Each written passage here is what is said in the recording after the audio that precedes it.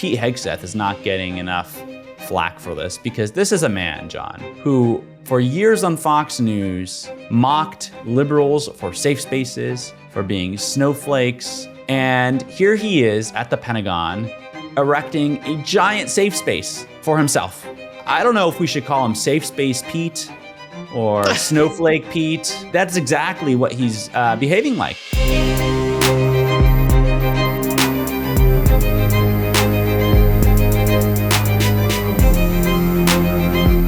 Welcome to Power Lines, presented this week by Beehive. I'm John Passantino. And I am Oliver Darcy.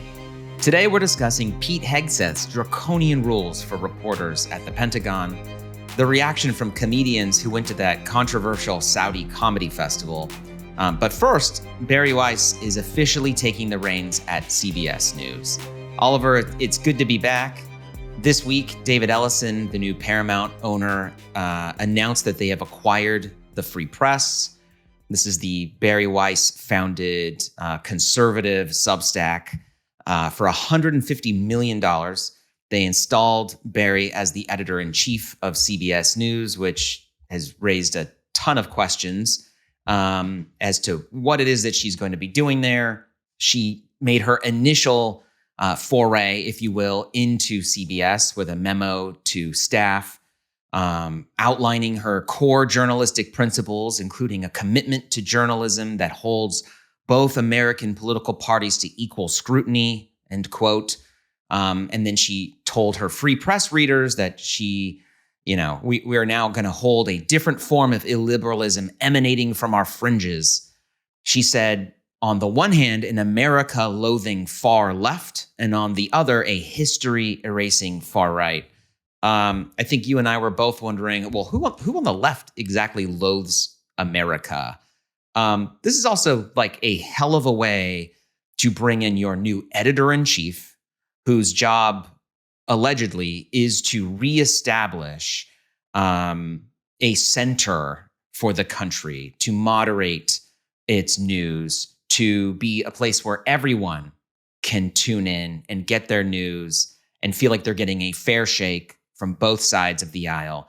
But she kicks off this week with her announcement coming from a tiny Substack with a few dozen staffers to running one of the oldest, one of the most established, one of the biggest news organizations in the country by going after the quote far left and far right. It's hard for me to square how that is supposed to set the tone for a fairer, more honest CBS News. What do you think?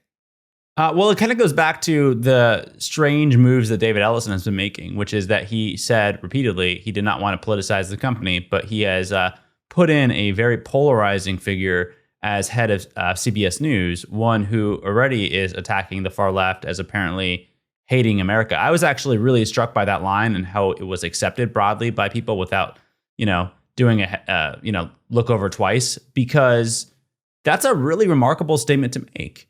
That first of all, she offers no detail. So who is she talking about when she says the far left hates America? Is it Ilhan Omar? Is it AOC? Is it Zoran Mondami? I mean, who is the far left that hates America? That's a pretty striking statement for the head of a newsroom to make. Even as Donald Trump assaults our bedrock principles of things like free speech, as he warps the concept of equal justice under the law by having the DOJ and FBI target his political opponents, as he sends in the military into American cities and neighborhoods that do not want it, that their local representatives are rejecting that kind of force. No one says that he hates America, and you can certainly, I think, make a much better case, given all he's doing, that he has a disdain for American values. And still, I've never heard any major newsroom leader, even the most aggressive newsrooms, don't say that Donald Trump hates America. And so for Bari Weiss to casually kind of just be like, oh yeah, the far left hates America. I don't know. I would love to know more about that, Bari. Who are you referring to? That's a really remarkable statement. And for David Ellison, who says he doesn't want to politicize this company, that sure sounds like you're politicizing the newsroom right off the bat. But I think that's par for the course, right, John? Like, it seems to me that Bari's whole MO is presenting a false equivalence to audiences, that there's an equal extreme on the left as there is on the right, and we're going to tackle both extremes, the fringes equally here at CBS News. And yes, that means at times they're going to criticize Trumpism and the excesses of Trumpism, but it seems that they're going to falsely portray that as on balance with some of the things on the left. And I just don't see how you can accurately, I don't think that's an accurate representation of reality. I don't think it's accurate to say that some random congressperson that most people haven't heard of, who's tweeting some fringy things or, edgy things on the internet or whatever, or some like protester on a college campus, is the same as the president of the United States using the FCC, for instance, to try kicking comedians off the air. Like, those things are not equal. And it seems to me, judging by how the free press has operated, judging by her even saying that they're going to hold both parties to, quote, equal accountability or scrutiny, it sounds to me like that's the editorial philosophy they're about to follow. Ellison and his father, Larry Ellison, have almost endless, limitless money. But the fact that they threw $150 million at the free press, we don't know the exact contours of that deal. It's clear that it's not just like a lump sum right at the top, but she's probably going to get this with certain goal marks over a period of time. It's clear that there's a lot of signaling here, right? That we're bringing somebody in who maybe is not, let's say, overtly pro-Trump, like a lot of figures on the right are, but it's sort of like the anti-Trump.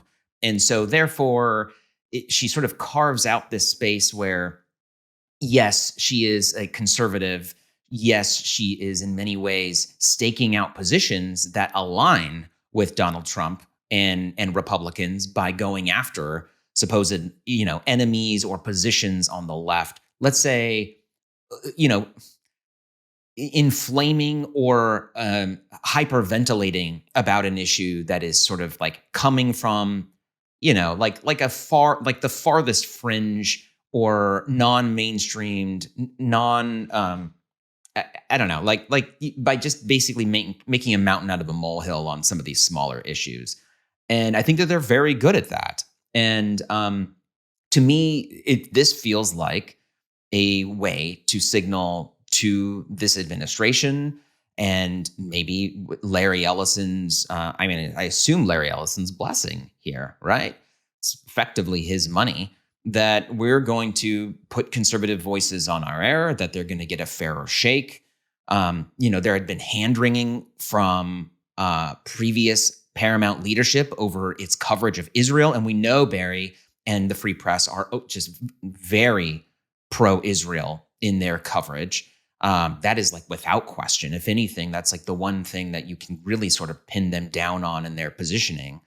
But at the same time, like I do think that like there is this clear mismatch, this sort of hypocrisy between this idea that we're now going to be nonpartisan. We don't want to get into those kind of waters, but then coming straight out of the gate like this.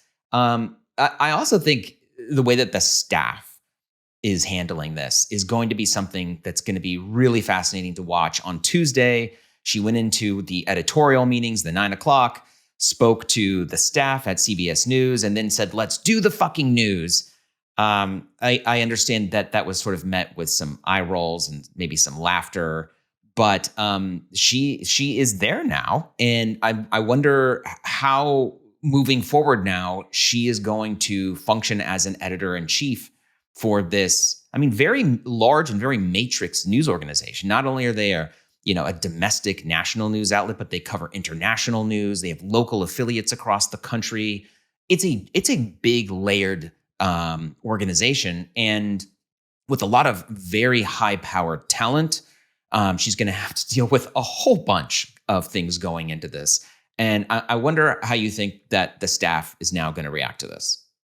Well, I think right now they're just trying to they're holding their breath. And I think that if you're like on 60 Minutes, you're hoping that she isn't knee deep in the editorial, right? That she just kind of lets you operate. I think that might be wishful thinking, quite frankly, because, it seems that she was brought in to actually blow up the institution, to shake things up. And I think we're going to see her making key appointments. It's actually really interesting. While she is phoning up her friends and phoning up others and making plans to bring her own people into CBS News, the CBS News president, Tom Sabrowski, who has been there obviously a little longer than her, but is still pretty new to the job too. He has to find cuts, and because Paramount is going to be making cuts later this fall, I think November is when they're targeting, and so it's a really interesting juxtaposition there. I do think what you said about her and Trumpism is accurate. She's not like overtly pro-Trump. No one can say she's like part of MAGA media, but what she does certainly is validate a lot of the things that Trump tells his audience, which mainly is that there's this cultural rot with the elites, right? The elites are not to be trusted, whether that's the press or whether that's vaccine scientists or whoever, like they should not be trusted. And the free press, certainly by taking a conservative, contrarian point of view on a number of these issues, has validated a lot of the things that move the MAGA base. And so while she will criticize or the free press will run stories that do at times criticize Donald Trump or they're critical of his administration. I mean, the man goes really far on a lot of issues and even at times gets Fox News to tell him like, you've gone too far. So that's not really revolutionary stuff. But largely, if you were to read the free press, I think you would probably come away thinking, yeah, Donald Trump, he goes a little too far sometimes, but he has a lot of really strong points about things like vaccines or the media or how Israel's covered. And that I think is why she's in a way almost more valuable than the people on Fox, because she can say I'm critical of Donald Trump, but she really, most of the editorial ends up giving credence to a number of the things he's saying. No, look, the free press it's an opinion site. All right. It's not a journalistic enterprise. It's not a place that you go to get reporting and news. It's a place where you get takes on the news. She left the New York Times in pretty extraordinary fashion where she, painted herself as a victim of, this intolerance from the left. And she goes and starts this outlet. And to her credit, it's very successful. It's making money or it's bringing in millions of dollars in revenue. I'm not sure about its actual profitability. But yeah, I mean, I take issue a little bit with this as well, John. There's this idea that this is like an organically created website that's just killing it. And the reality is that we don't really know what the books are. I'd be very curious if it's actually making money or if it's still losing money. But this is a well-funded outlet by very wealthy people. This is not some organic news organization that took off the ground, that didn't have any capital, that found an audience and has been really killing it like that. This is something that has been funded by very wealthy people who Bari speaks to, because she gives, frankly, wealthy white men who feel like they're oppressed a reason to feel like they're oppressed, and they fund her outlet. And so this idea that she's, I don't think starting any business or building any business is easy. Obviously, I respect the entrepreneurial spirit that anyone has to go and do that. But at the same time, I think there's been this false picture in the press that this thing she's super digital savvy and that she's built a business that's making a bunch of money and reaching a bunch of people. She's taken millions of dollars from other people who are funding this thing. And so we should be clear about that as well. I don't know how organic this thing is. It certainly seems very much like AstroTurf, influence buying to me.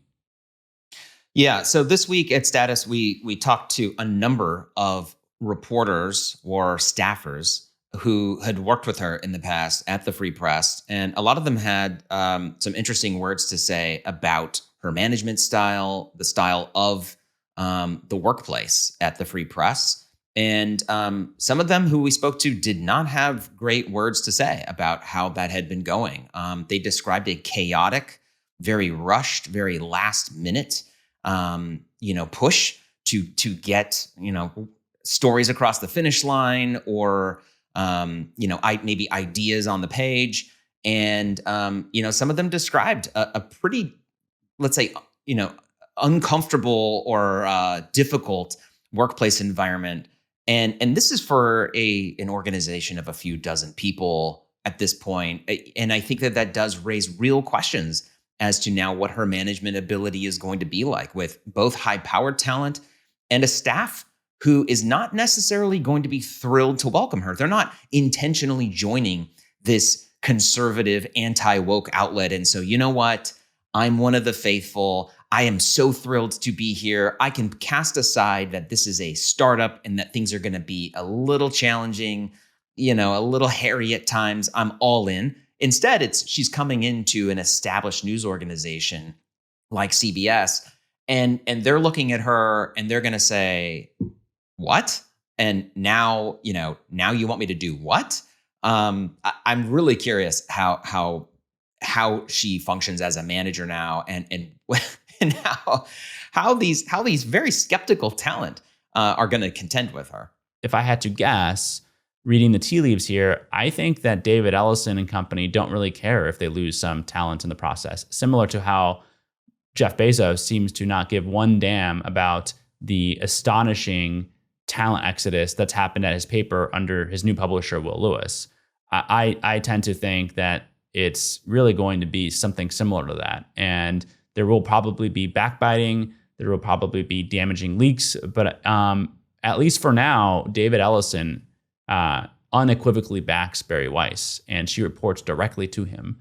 And so I'm not sure they're going to care.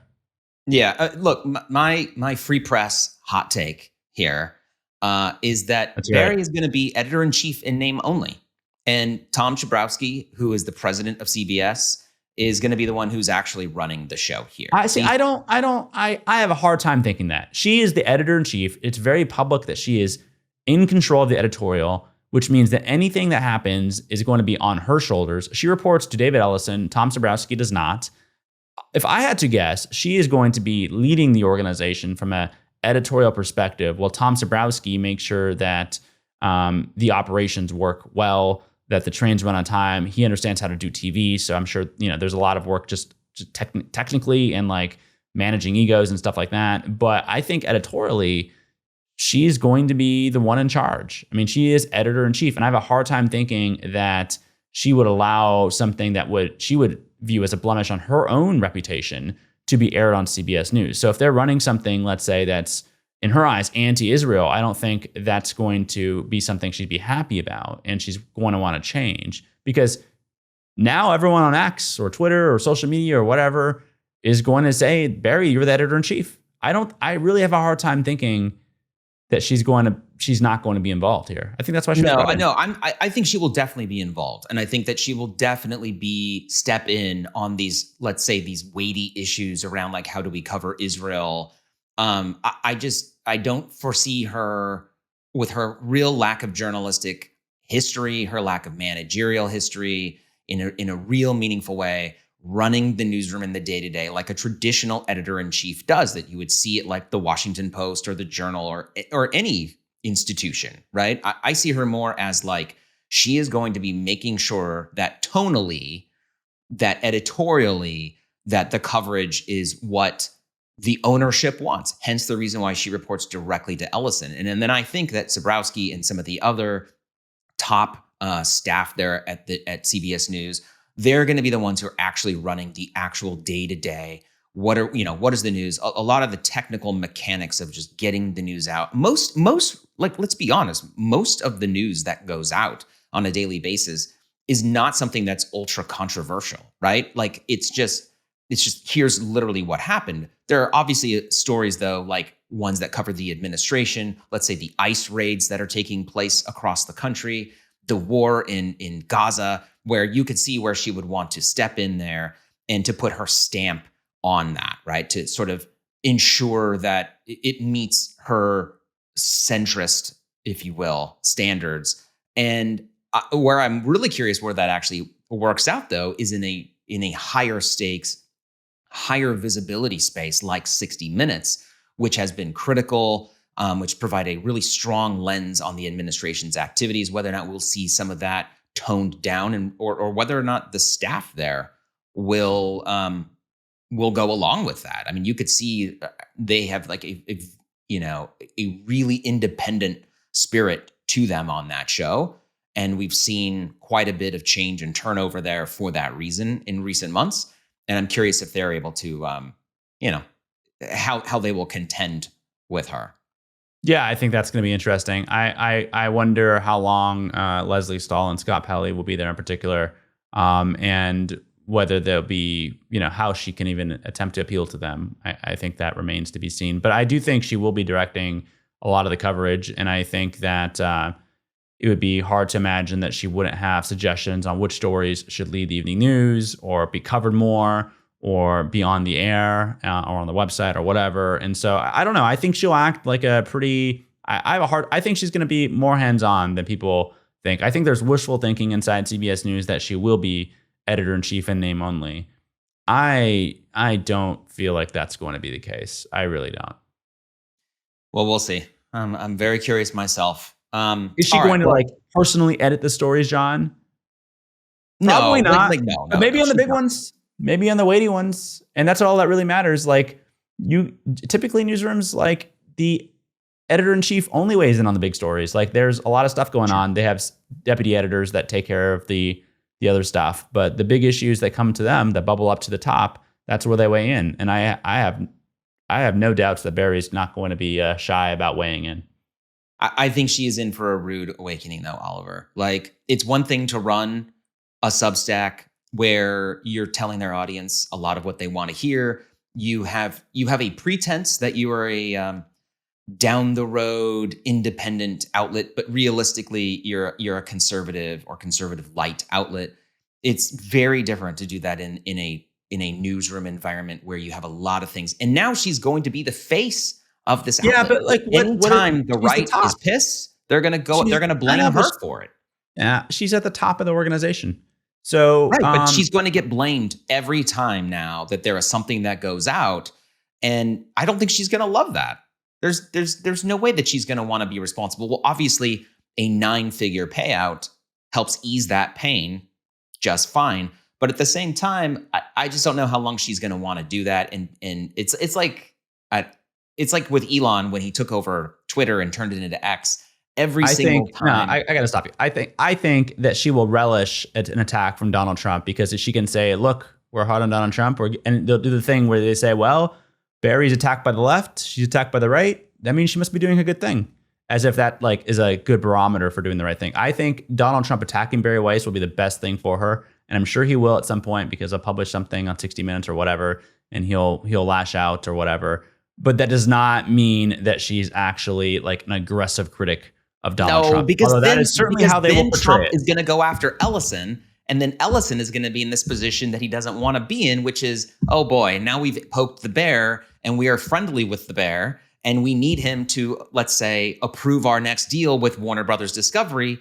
And then you have this pressure back on Bari, who wants to go out there and say, oh, no, both sides are pissed off at me.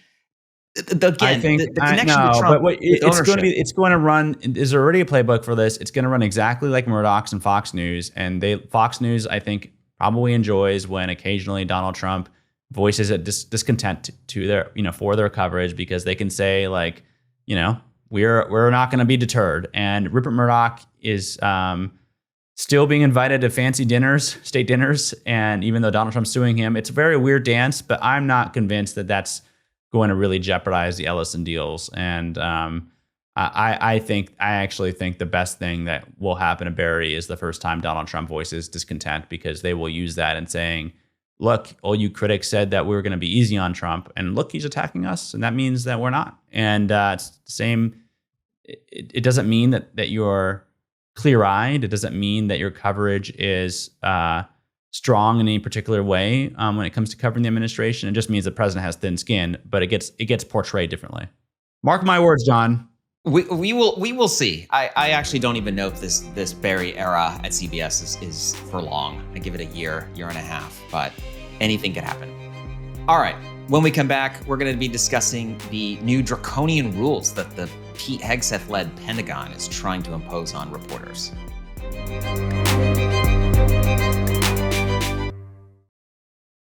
John, changing seasons means harsher air, drier skin, and the after effects of travel and summer sun damage catching up on your skin. It's true. Your skin has different needs this time of year, and that's where OneSkin comes in. If you haven't heard about OneSkin, they're the first skin longevity company founded by an all-woman team of PhDs in skin regeneration, tissue engineering, and stem cell biology. That their products are backed by 5 published clinical studies and over 10,000 5-star reviews. Wow. Oliver, have you tried some of their products? I have. I've been using OneSkin for some time now, and I honestly, I wouldn't do this ad read if I was not impressed. I use it twice a day, the morning and the evenings. It leaves your skin feeling replenished, and apparently it's working because, as you know, John, we get a lot of every single week. We get a lot of feedback where people think that we are using AI filters on our skin. So it must be doing some good stuff. If it can work for us, it must actually have something going on with it. I'll tell you. What's also great is that every formula is dermatologist tested. It's safe for sensitive skin. It's NEA approved. It delivers powerful results with skin health in mind. This season, don't just moisturize, support your skin at the cellular level with OneSkin. For a limited time, you can try OneSkin with 15% off using code STATUS at oneskin.co. That's 15% off oneskin.co with code STATUS. After you purchase, they'll ask you where you heard about them. Please support our show and tell them we sent you there. Try OneSkin today. All right, welcome back. Oliver, this week, the Pentagon delayed implementation of its new rules on the press after widespread backlash from journalists who said that the Defense Department, run by Pete Hegseth, former Fox News host, incredible times we're living in, that it amounted to pre-government censorship. The updated rules that they're doubling down on say that journalists are only allowed to ask the government for the approved narrative, and that anyone who dares to commit the act of reporting will likely lose their credentials. These rules explicitly declare that if you solicit information from the Defense Department, which Pete Hegseth and Donald Trump now call the Department of War, it's this bizarre rebranding effort to make it sound super cool and macho, but it's an unofficial name, that if you solicit information from people who work in there, these are government workers in the Defense Department, that it's not protected by the First Amendment. It seems quite clear that Pete Hegseth is really uncomfortable with reporters having their own independent ability to report on what is going on and talking to the many thousands of people who work in the largest department in the government, saying what they want or talking to reporters about what's quietly happening behind the scenes. And it seems like Hegseth is very uncomfortable with this lack of control, right? This sort of like authoritarian view that we're seeing the administration take in general. It sounds to me like, once again, news organizations are not going to sign this updated rules list. What do you think? Well, CNN has basically said their reporters aren't going to sign it. I can't imagine that a number of news organizations, most major news organizations, would sign these draconian rules that cede a lot of control to the Pentagon and basically say that any act of reporting, I mean, they use fancy or weird words like soliciting information. That means basically reaching out to people and trying to understand the real narrative, the non-government narrative that's being fed to them by the Office of Public Affairs. That means basically we're saying reporting is against the rules. That's what they're saying. Any Just sort of basic reporting. journalism. Yeah. Anything other than parroting government talking points at the Pentagon is no longer in keeping with the Pentagon's rules, which is shocking. And I also think that Pete Hegseth is not getting enough flack for this because this is a man, John, let's remember, who for years on Fox News mocked liberals for safe spaces, for being snowflakes, for being thin-skinned or whatever, triggered. And here he is at the Pentagon erecting a giant safe space for himself, right? I don't know if we should call him Safe Space Pete or Snowflake Pete. What is? I don't know. We should come up with a name for him. But that's exactly what he's behaving like. And I don't really think he's gotten enough flack for this, because he was one of the top cultural warriors, mocking people and trying to present himself as macho, like you said, super masculine and tough. And here he is behaving like a snowflake who can't stand any sort of light touch of scrutiny. Doesn't want reporting out there. And also, this is a man who pretended to be very pro-free speech, trying to very overtly use the government to, again, chill speech, and a very important agency. It's not like the Department of Defense, which we still refer to it here at Status as, because Congress has not renamed it. It's not like they're up to nothing there. It's a pretty important government agency or department to cover. And so, anyway, the idea, I just think it's remarkable that he's doing this. And also the rules, I obtained a copy of them, and they're absurd, John. They're like, so just so people understand the rules, I'll just read to you part of it.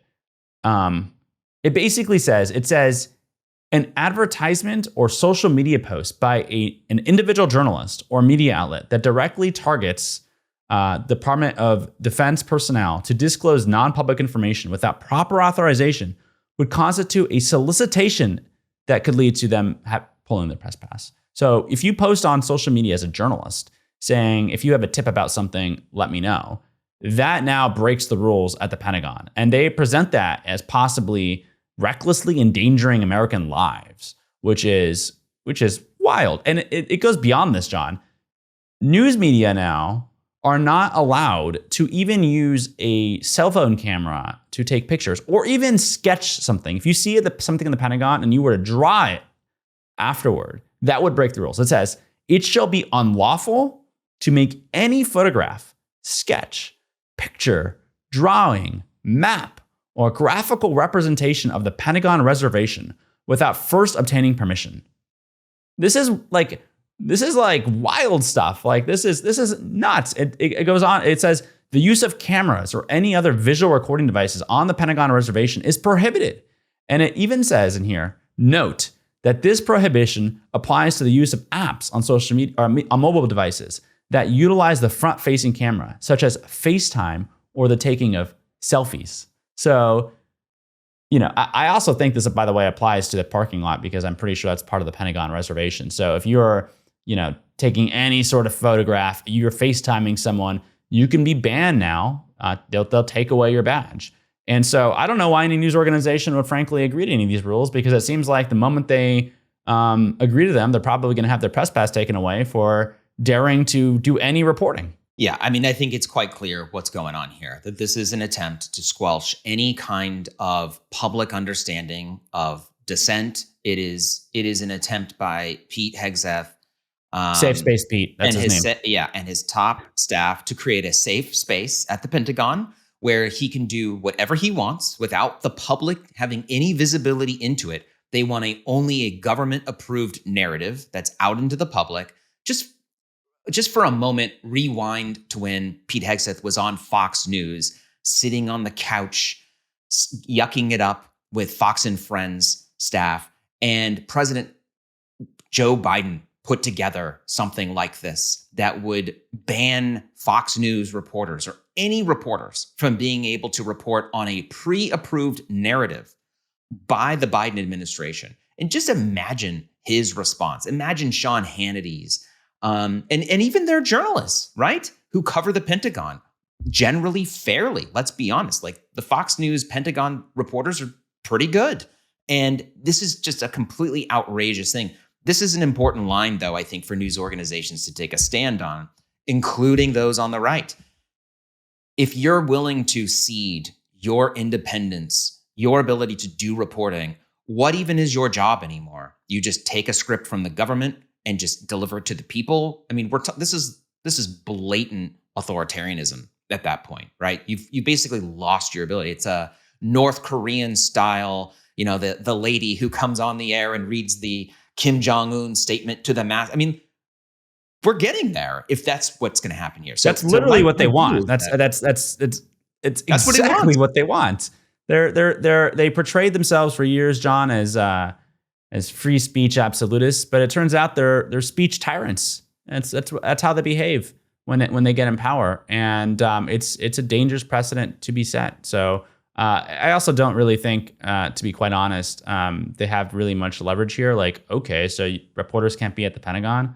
Well, they have cell phones, and Right. they can still communicate with sources on cell phones, like right down the street, in their DC offices. So not really sure that matters too much. I also, don't know, maybe Pete Hegseth, who also has never reported a story in his life, but has been an opinion talking host, understands how reporting works. But typically speaking, that is where most of the reporting is happening, not like having physical access to like offices. It's not like the New York Times reporters are like walking, willy-nilly through the Pentagon and saying, oh, hey, knock on the door. Hey, what secrets do you have for me today? I'd love to, give me the secrets.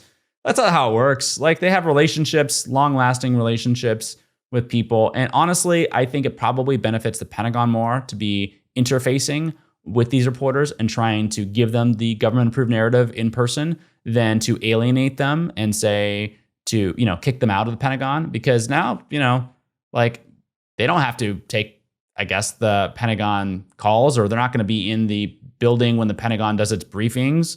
And I think that hurts the Pentagon. I mean, and we should also finally say too, John, this breaks old tradition for many, many, many decades on both Republicans and Democrats. And Donald Trump himself was asked about what's happening at the Pentagon a couple weeks ago, and said that he was not on board with it. So even Donald Trump, who's himself a man who's trying to chill speech and banish critics, doesn't like it, and at least interfaces with the press. Yeah, I mean, it makes you wonder if this is really going to work. I think there's no credible news organization in the world that's going to sign this thing. The worst case scenario is you get kicked out. And then you're faced with a situation like almost every other journalist in the world, which is, we have news to cover today. We don't necessarily have access to, inside the building where the people and sources that we're covering work.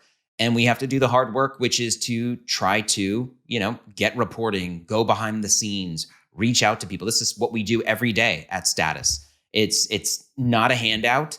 It's the hard work of doing the journalism part, which is finding the real story behind the scenes. And we're seeing in this Defense Department extremely questionable, potentially extrajudicial decisions, like these now use of military force on these civilian boats in the Caribbean, taking airstrikes and killing people on these boats under the guise that they're, apparently going to be drug dealers, but there's no trial. We have no proof. I haven't seen any proof myself of this.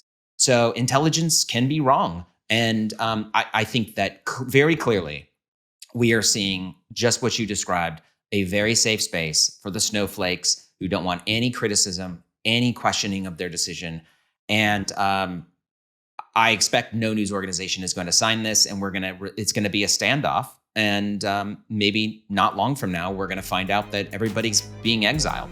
All right. Well, when we come back, we're going to get into the comedians responding to this controversial Saudi comedy festival that they went to. Some of them are doubling down on going, and others seem to be, walking back their decision a bit.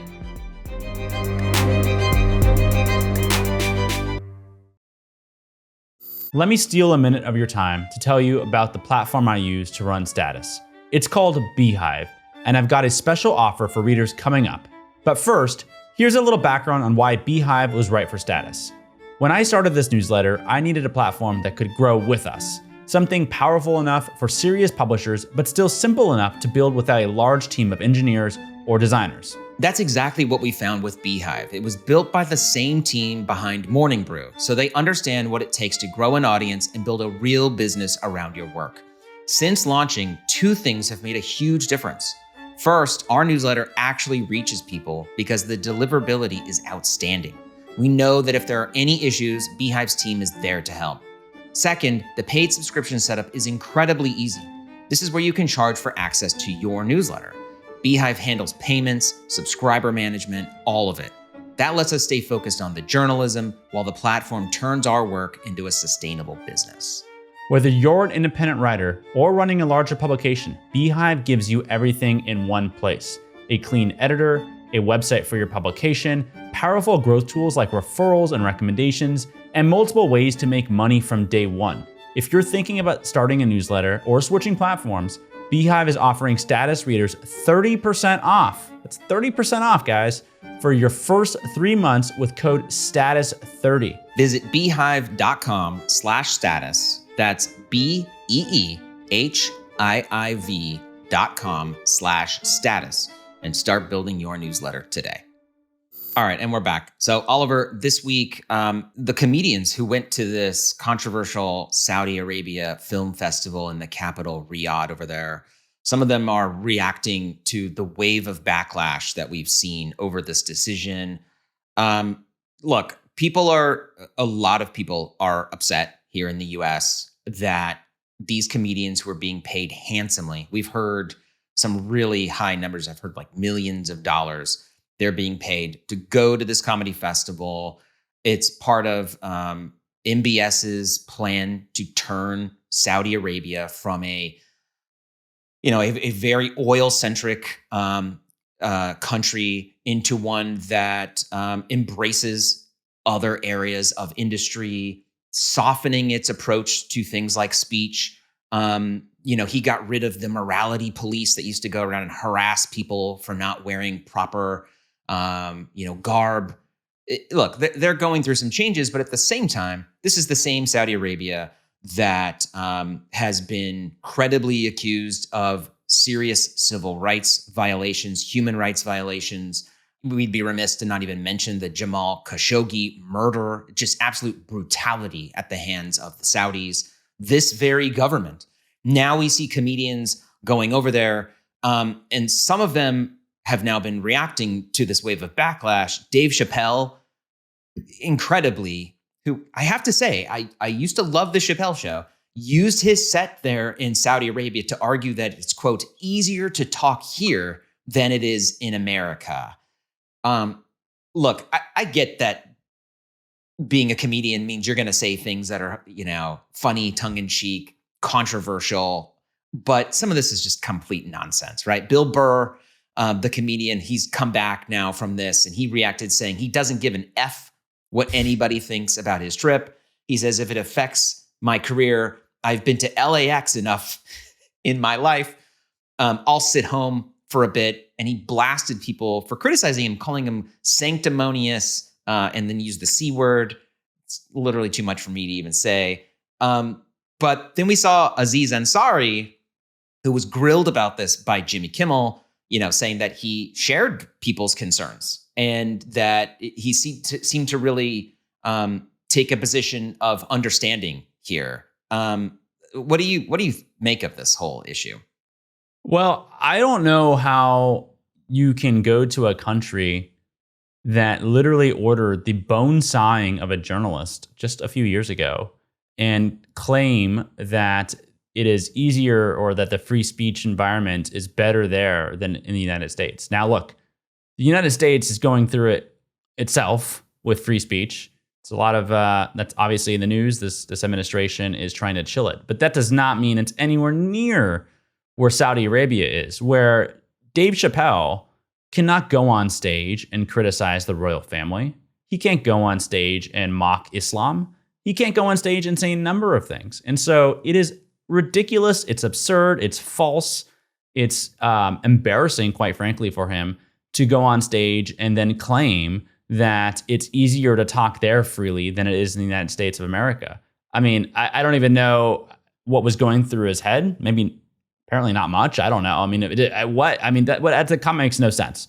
I thought Aziz Ansari at least presented some, rationale for going, which was that he wanted to push the culture forward by participating versus not participating, which I think is a debate that's been happening for a while. Do you completely ignore these countries? Do you just confine them,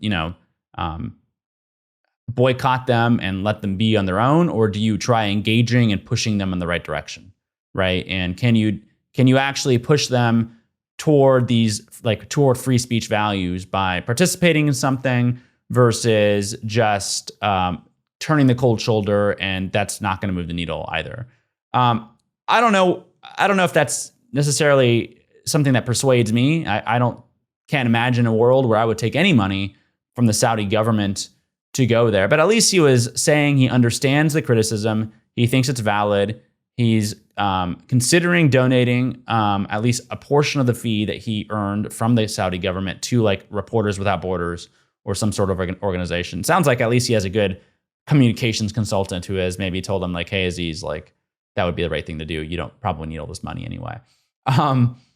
So, his reaction is at least a lot more thoughtful, I think, than Bill Burr's, but I'm still not sure if it's persuasive in why you would participate in a government-sanctioned event really designed to sanitize the horrendous record of human rights abuses by this government and portray it to the world as, a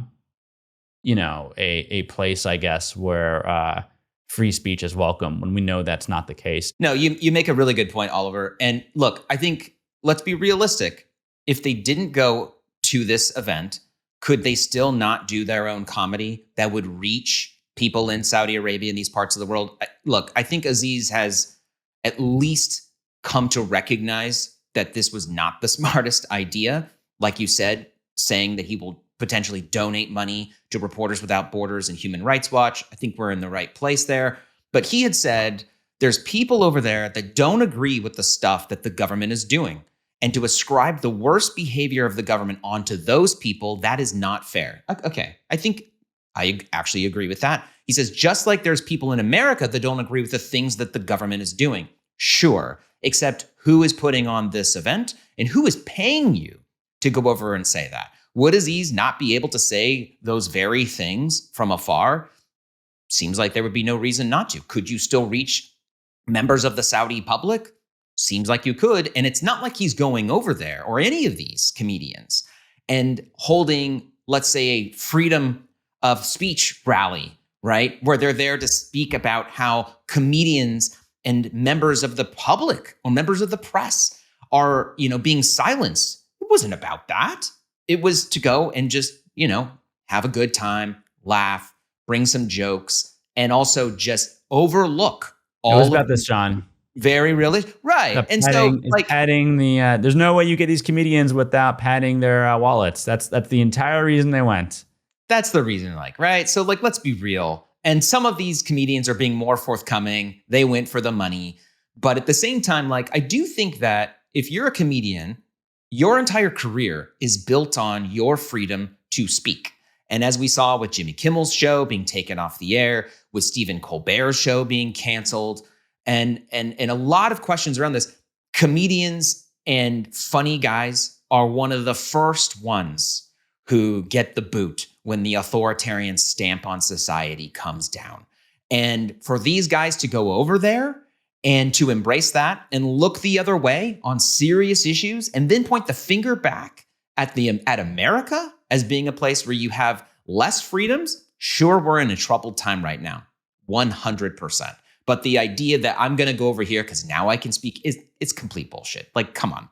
And it's very disingenuous. And so I think that this backlash is valid. I'm curious how long it's going to last, if people are going to get over it. We live in a time where there are a lot of distractions. People move on very quickly, a very chaotic US environment right now where we're seeing wild changes taking place on a daily basis in our society. That's just mind-blowing.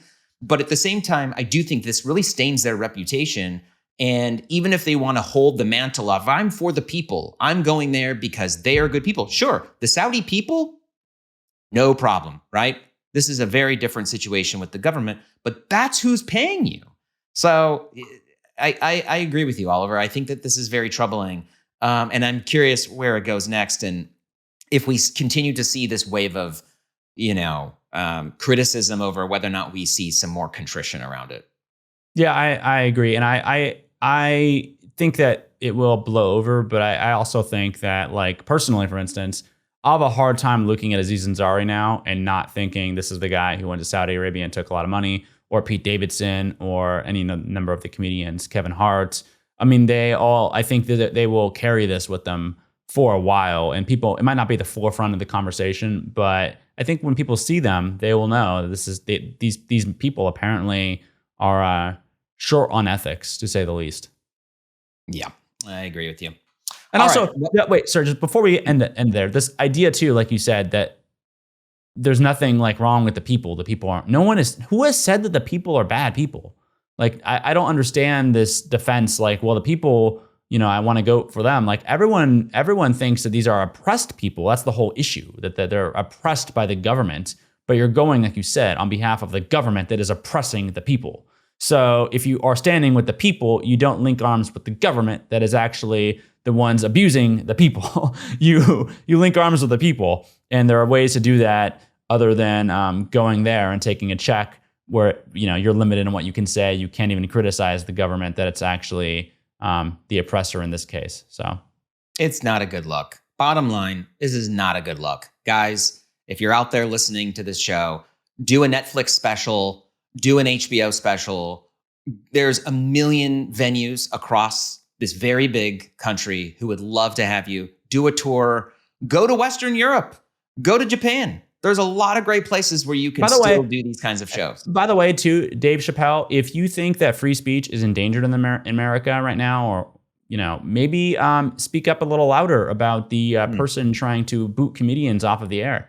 Maybe you should do a free speech tour yourself around the country. Maybe go to Mar-a-Lago and do a speech tour. Like, there are things you can do to improve the climate at home with your big microphone. But frankly, I don't really see Dave Chappelle voicing a lot of, criticism toward the man in the Oval Office, who is actually the one trying to limit speech in this country. So Dave Chappelle could log on to YouTube right now and post a video of him cracking jokes and mocking the lack of freedom of speech in this country right now. I don't see him doing that. If that's really on his mind, if these comedians are really upset about that, what prevents them from logging onto their Instagram feed and racking up millions of views and getting article after article written, cable news segments, us talking about it? I don't know what's preventing them from doing that. Yeah, I don't think has he said anything about Brendan Carr? Problem in their mind. Has he said anything about Brendan Carr? No. Yeah, not a word. I think we know about it if he had. Not a word. No, yeah. I think they're really concerned about Pete Hegseth and the Pentagon. I think that's the one. They're really concerned about that freedom of speech over there. My goodness. All right, Oliver, it's been another, what is even the word? Tumultuous, wild week. It's been really great chatting with you. We'll be back next week with more. We'll see where this all goes. Catch you later. All right, I'll see you back here next week, John. If we haven't been taken off the air. Thank you for listening to Powerlines, a presentation of Status, and a special thank you to Beehive for sponsoring this episode. The show is produced by Matt Havia and Antonio Enriquez in association with In the Arena Studios. Please like, share, and subscribe to Powerlines on Spotify, Apple, or wherever you listen, and watch full episodes and clips on our YouTube page at Status.